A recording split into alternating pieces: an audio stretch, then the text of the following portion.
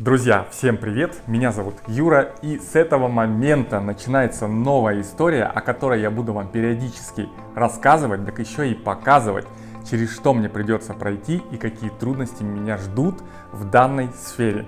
Сфера красоты, конкретно барберинг. Скорее всего, это будет не одна серия, а их будет несколько. Сразу предупрежу, что про шитье я не забыл, я об этом помню, у меня куча разных идей, которые я хочу воплотить в жизнь, и обязательно про них я расскажу. Поэтому будет много что интересного и полезного. Прежде чем рассказывать про открытие барбершопа, хотел рассказать небольшую предысторию, как вообще я попал в эту сферу красоты, а конкретно в барберинг. До 2020 года я работал в разных торговых компаниях, работал торговым представителем, работал супервайзером. Общий стаж в продажах у меня около 17 лет. И в моменте мне захотелось попробовать что-то новое, и я отучился на барбера. Мне понравилась обстановка, мне понравился рабочий процесс, и я после этого начал работать в разных барбершопах. Сначала в одном, потом во втором, потом в третьем. Мне интересна была специфика работы. После этого мне захотелось поработать в салоне красоты. Я работал барбером, как мужским парикмахером, и помимо этого я еще ассистировал стилистам, которые стригли девушек, женщин, они их окрашивали, и мне это тоже было интересно, я им помогал. С тех пор прошло достаточно много времени, я успел накопить опыт, я понял специфику работы, накопил достаточно денег, чтобы открыть свое заведение, и вообще, в принципе, мне этот рынок уже понятен. Далее я полностью погрузился во все процессы создания. Какая локация будет, какой дизайн, кто мне будет делать ремонт, какая ценовая политика, есть ли рядом конкуренты, какое оборудование мне нужно, какие договора с мастерами мне нужно заключать, какие акведы использовать. И вообще, в принципе, я начал создавать бизнес-план.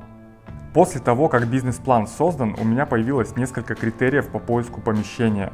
Первое – около метро, либо в спальном районе, в каком-нибудь ТЦ или рядом, где большой трафик. Второе. Помещение должно быть с ремонтом. Понял, что готов сделать только косметический ремонт. Третье. Помещение должно быть минимум 50 квадратов. Четвертое. Ну и конкуренты. Желательно, чтобы их не было рядом, конечно. Цена аренды от 80 до 150 тысяч в месяц. Проанализировав все районы города, где есть конкуренты, нашел потенциальные зоны, где можно смотреть объявления о сдаче, ну и приступил к делу. После первого месяца поиска не получилось снять помещение. Хоть я и сидел каждый день по несколько часов, мониторил и ходил искал пешком, думая, что кто-то, может, сдает помещение и не выставил его в интернет. Несколько раз ездил, смотрел, то ремонта нужно много, то место неподходящее. Остается только искать дальше. Пока ищу помещение, с дизайнером накидали варианты интерьера, как все будет выглядеть. Спустя месяц я все-таки нахожу помещение 70 квадратов около метро. Находится оно на цокольном этаже жилого дома с хорошим трафиком. Сразу же звоню агенту и выезжаю смотреть. После того, как я посмотрел, мне помещение очень сильно понравилось. Агент запросил 70% от аренды, на что я такой: окей. Ну ладно, помещение хорошее, поэтому забираем. Попросил его скинуть договора, он скинул, и я поехал к юристу для того, чтобы изучить договор на подводные камни. Ну что, назначили мне встречу с юристом, будет она в 9 утра сегодня. Вот, я уже приехал на место, сейчас нахожусь на Невском проспекте. Вот, сейчас пообщаемся по поводу договора. Также у нас будет созвон с юристом арендатора помещения, и там будем обсуждать уже условия, которые меня не устраивают. Вот, и короче, обсудим. После я уже расскажу, что и как получилось, не получилось, либо я буду искать новое помещение. Вот, сегодня лед, дождик противный, но это Питер, это Питер. Я весь уже мокрый. Блин, я прошел, иду в обратном направлении. Короче, смотрите, что будет дальше. Хорошо, я сейчас договорю и вам перезвоню. Да, конечно, давайте. Давайте. Алло, да-да-да, не-не-не, я не про вас, я там по другому телефону. Хорошо. Так, ну что, к договору, да? Времени немного, поэтому давайте. Да, давайте пробежимся. Первый вопрос, который хочу задать по поводу пункта 1.2. Ну, там, я думаю, что Арсений, в течение... перебью вас. Я с Еленой ни разу не общался, это все идет через агента, через вы Русини. не общались, да? Я Ни разу. Ну, просто. я вам к тому, что она достаточно такой... Первый ежемесячно по 150 тысяч, вот, а здесь меньше 6 месяцев получается. А так мы же даем вам раньше. Насколько? Ну, нет, это... года с учетом каникул. Ответственность за причиненный ущерб. Так это можно прописать, это же можно прописать. Видите, он больше... это, знаете, вот, если да, все что прописать, касается... это будет 150 тысяч листов. Ну, это я шучу, конечно, не 150 тысяч листов. Я почти все как-то прописал, это было 97 листов.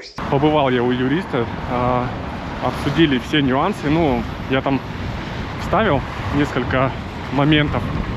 Юрист попался хороший, то есть все объяснил, показал, рассказал.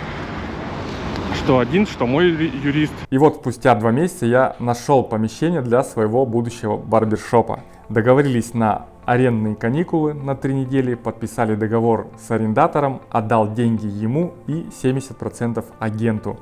И начинается самое интересное, это ремонт. В помещении уже есть какой-никакой ремонт, на основе него делаю огромный просто список, чего мне нужно сделать. И спустя 4 дня могу показать, что уже сделано. Вот так это выглядит сейчас. Все в лютой пыли. Вчера здесь штробили стены, проводили сантехнику. Вот там дырка есть, вот там новые дырки есть. Все в лютой пыли, грязи.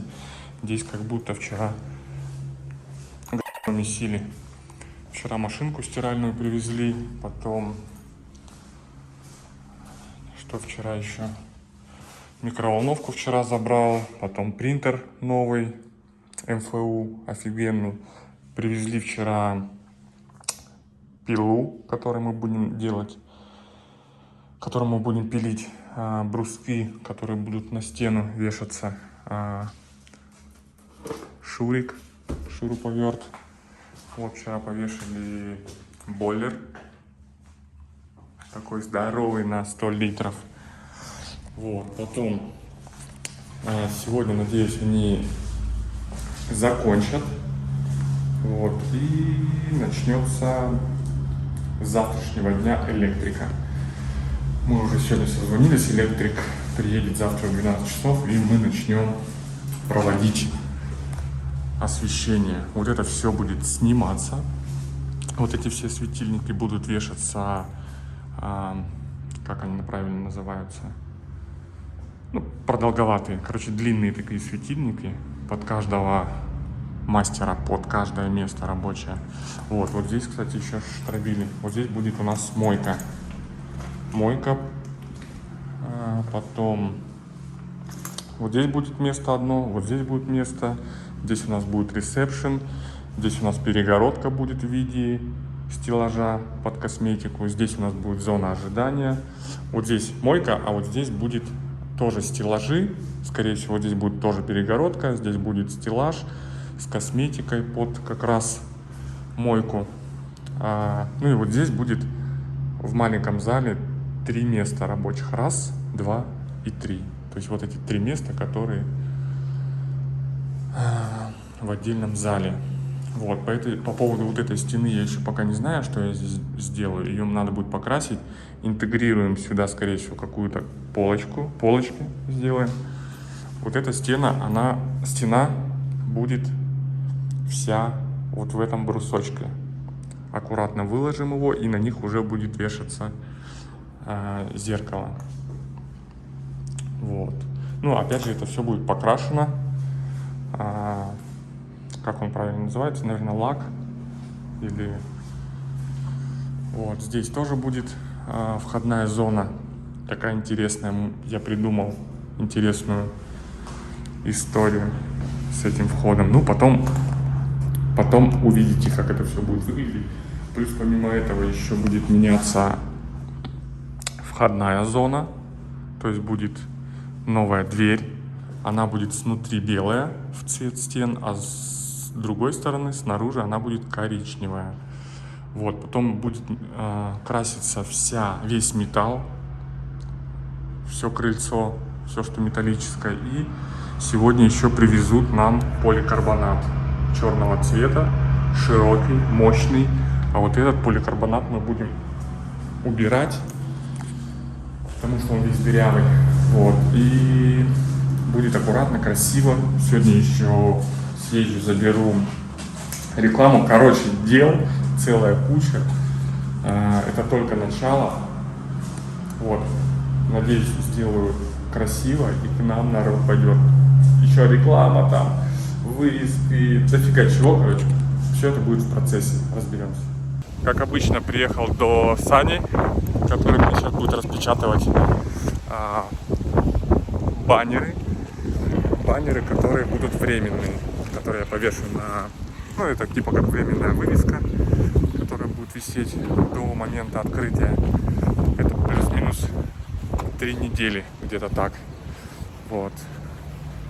Короче, Саня выручает, как обычно. Короче, с Серегой тут работаем. Сейчас покажу, что мы делаем. Серега уже сходил, посрал. Давай. Закосячили все доски, нахуй. Пошли покупать еще одни. Серега обновил барбершоп. Да, я засрал наш туалет. Вот что мы делаем, короче. Пилим, это будет вход. Ну, потом покажу, как это будет выглядеть. Ну, без косяков не бывает. Да, Серега? Косяки — это наше второе имя.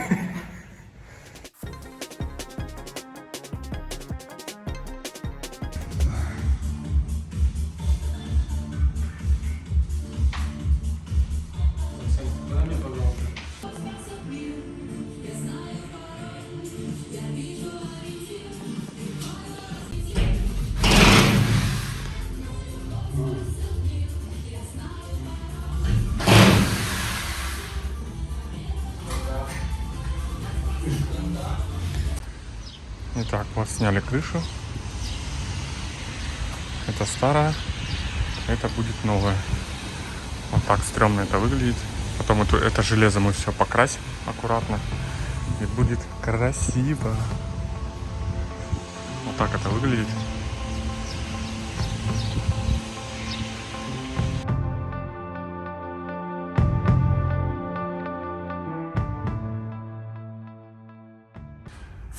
Сегодня 24 июня. На данный момент мы сделали вот такую конструкцию офигенную. Здесь будет висеть уголок покупателя. То есть это монолитная такая деревянная конструкция. С этой стороны будет такая же. Сделали сегодня электрики нам вот такие светильники. То есть получается будет вот здесь рабочее место и вот здесь будет рабочее место. Вот так это выглядит аккуратно. Также провели проводку. Вот здесь будут светильники, вот здесь будут светильники, ведра, как говорится. Также еще установили рельсовый светильник. Как он называется? Как он правильно называется? Контактный? Контактный. Точно. Или точечный. Короче, вот такой светильник. Вот эти два светильника будут уходить на продажу косметики. Там будут сзади стоять стеллажи. А вот эти два светильника, они будут светить как раз на ресепшн. На ресепшн, где будут расчеты, продажи и все такое. Короче, вот такая идея. Итак, теперь у нас в маленьком зале появились светильники. Здесь как раз будет у нас 3 рабочих места. Вот они. 1, 2 и 3.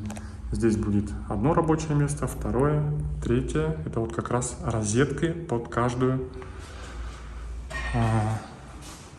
полку.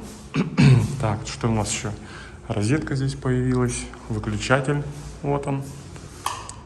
все работает. Ну а в этом зале я уже показывал, что у нас появились светильники. Вот они. Здесь у нас зона ожидания. Там у нас вдалеке будет мойка, уже все разводка водяная есть. Плюс здесь телевизор. Здесь еще одно рабочее место, возможно, будет. Но пока что у нас будет здесь вот этот стеллаж, который будет стоять под расходники, под печку для полотенец и для, как это правильно называется, обработка инструментов. Вот, там у нас будет ресепшн, ну и вот здесь будет еще один стеллаж, вот он, его надо просто собрать. И здесь у нас будет еще 2 рабочих места, основных, я бы так сказал. Ну, пока вот такие у нас дела. Ну, все двигается, все пока идет по планам. Здесь у нас идет уже подключен интернет. Интернет сделали. Вот такие светильнички теплого цвета, как раз под ресепшн, чтобы светили на косметику, которую будем продавать. Вот здесь у нас провод под кондиционер, он написано, и под вывеску, наружную рекламу. Плюс еще выводы под камеры. Это идет провод на уличную камеру. Вот здесь провод у нас идет на маленький зал. Так, а вот где-то еще камера была под... А вот здесь он ее не вывел. Ну, здесь он еще ее проведет. Поэтому не переживаем. И проведет еще камеру в столовку. Ну, все. Следующий отчет будет позже. Итак, зашили вот эту дверь, которая здесь идет к соседям, к нашим. Ну, вот так это выглядит. Сейчас мы еще вот сюда дошьем этим листом. И вот так красиво, аккуратно по краям зашпаклюем и покрасим. Помимо этого, сегодня мы сделали еще вот такую красоту. Мы покрасили лаком, ну или как пропитка для дерева. Был вот такой цвет, а стал вот такой красивый. Это всего лишь один слой. Вот так это красиво выглядит.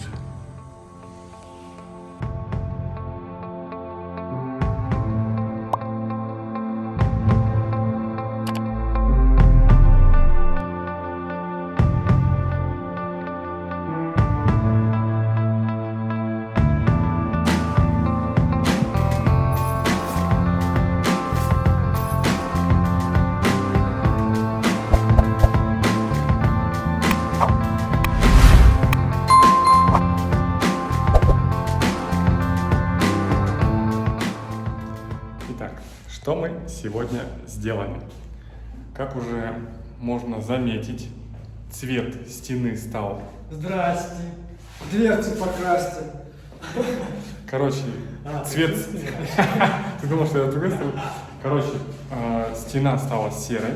Это маленькая комната, где будет 3 рабочих места. Получается, будет... Что будет? Здесь будет стена из досок, из брусков. Это будет выглядеть вот таким образом. Опять же, это простой брусок, вот он, который покрашен потом пропиткой специальной. Вот так это уже будет выглядеть. Сейчас я подальше отойду, чтобы показать. Вот. И полностью вся стена будет выложена этим бруском. Будет расстояние между брусками, сам брусок 6 сантиметров, пропуск 4 сантиметра. И вот так вот брусок 4 сантиметра, брусок 4 сантиметра. И вот так это будет выглядеть потом в будущем. Уже преображается помещение. И уже, кстати, на эти бруски будет вешаться зеркало. И здесь будет стоять тумбы для рабочих мест, для барберов. Так, теперь здесь, что у нас поменялось? опять же поменялся цвет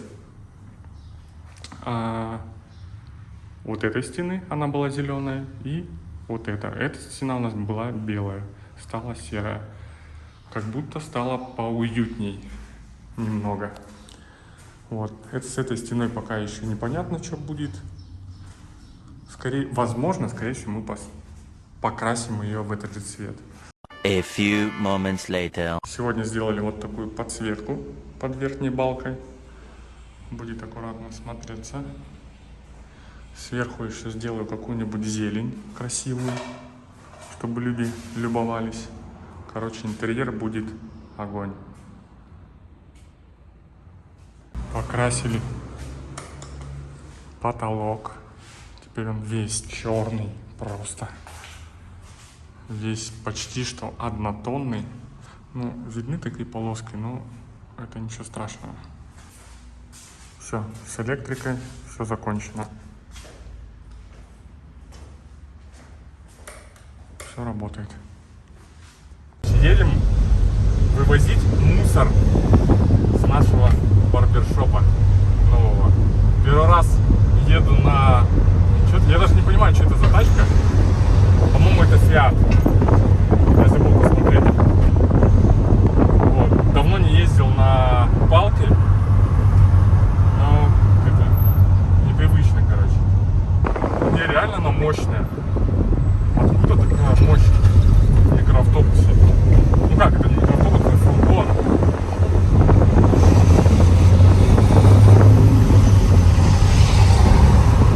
Он уже на 4-й. Это такси Яндекс, Яндекс Драйв, Яндекс Каршеринг, короче. В Делимобиле мы не нашли, в Сити Драйве вообще грузовых нету. А вот на Яндексе есть, можно погонять. Я не понимаю, какая она, дизельная или бензиновая. Ну, как будто бензиновая. Прям максимально легко управляется, вообще прям максимально легко. Ну все, пока.